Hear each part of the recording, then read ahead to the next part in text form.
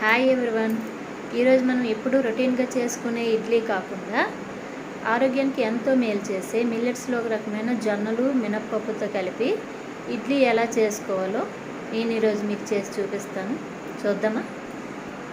ఒక గిన్నెలో కప్పు మినప్పప్పు తీసుకొని బాగా కడిగి నీళ్ళు వంపేసి పెట్టుకోవాలి. తర్వాత జొన్నలు, మినపప్పుకి ఒక కప్పు అయితే జొన్నలు 2 కప్పులు చొప్పున తీసుకోవాలి. ఇవి కూడా బాగా కడిగి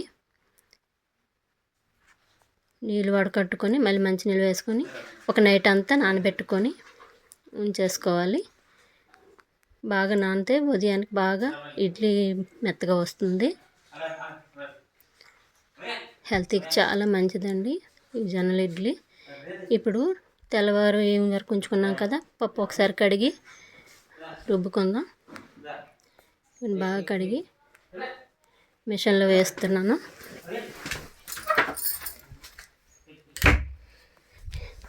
ఈ కంటెస్టెంట్ ఈ విధంగా రావాలి. మరీ మెత్తగా అయితే బాగోదండి. ఇలాగైతే పువ్వులా బాగా ఇడ్లీ వస్తుంది. తర్వాత రుబ్బి తీసుకున్న తర్వాత ఇదిగోండి జొన్నలు వేసాను. జొన్నలు కూడా అలాగే మరీ మెత్తగా కాకుండా కొంచెం గరుకుగా రుబ్బుకోవాలి. మన ఇడ్లీ నూక ఎలాగైతే వేసుకుంటామో ఆ విధంగా రుబ్బుకొని తీసేసుకోవాలి. ఇందులో సరిపడినంత సాల్ట్ వేసుకొని మినపరుబ్బు, జొన్నలు పిండి 2 కలిపి బాగా కలుపుకొని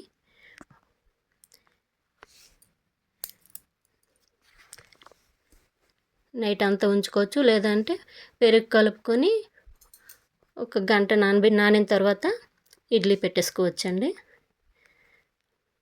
ఇప్పుడు స్టవ్ మీద ఇడ్లీ పాత్ర పెట్టుకొని నీళ్ళు వేసుకొని మరిగేలోపు ఇడ్లీ వేసుకుందాం. ఇడ్లీ వేసేసుకొని పెట్టేసాను. చూడండి ఇడ్లీ ఎలా వచ్చిందో.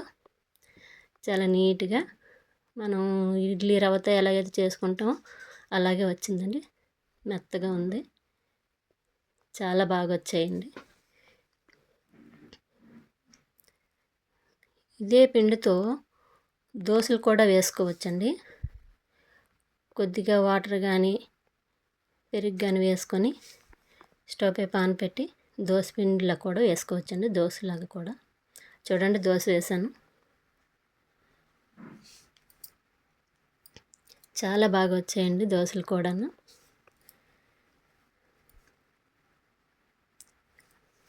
వరి నూకలతో కన్నా ఈ జొన్నలతో చేసుకున్న ఫుడ్ చాలా హెల్తీగా ఉంటుందండి. మామూలుగా అయితే ఇవి తినలేం కదా. ఈ విధంగా చేసుకుంటే పిల్లలు కూడా ఇష్టంగా తింటారు. అసలు జొన్నలు వేసామా వరి నూక వేసామా అనేది తెలియదండి. అంత బాగా వచ్చాయి. చాలా మెత్తగా బాగున్నాయండి దోశలు కూడా. వెయిట్ లాస్కి బాగా పనిచేస్తాయండి జొన్నలు. మన శరీర బరువును అదుపులో ఉంచుతాయి.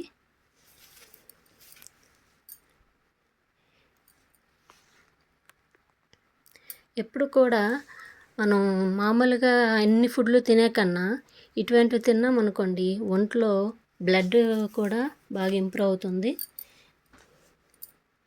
చూడండి దోశ పూర్తి అయిపోయింది.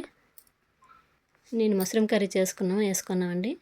మీకు చట్నీతో కానీ నచ్చిన చట్నీతో కానీ ఏదైనా కర్రీతో కానీ తీసుకోవచ్చు. చాలా బాగున్నాయి. చాలా టేస్టీగా వచ్చాయండి. మీరు కూడా చేసుకొని తిని చూడండి. చాలా బాగున్నాయి.